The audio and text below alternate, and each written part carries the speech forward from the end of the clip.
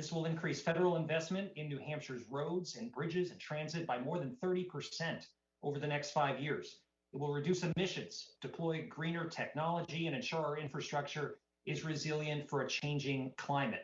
It's going to create jobs and a framework for economic success for our communities and for our country.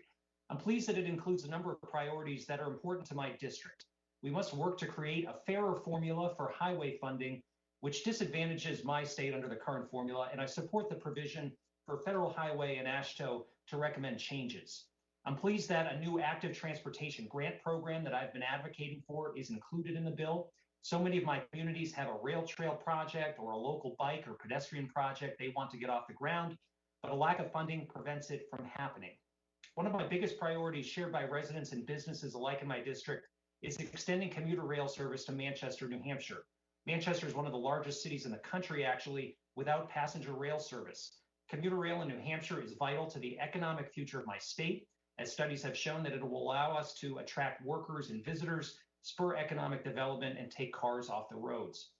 Too many young people leave our state after graduating in search of jobs other places. And when you talk to companies about where they're building their new headquarters or opening new facilities, rail service is always one of the biggest factors that they consider. As my state looks to design and cost out the construction of a rail line to Boston, the provisions in this bill will help make this project a reality.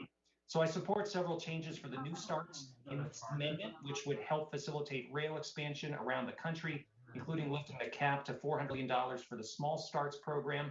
I joined with my colleague from New Hampshire, Congresswoman Custer, to introduce legislation that helps state and local government finance their share through the Railroad Rehabilitation and Improvement Financing Program.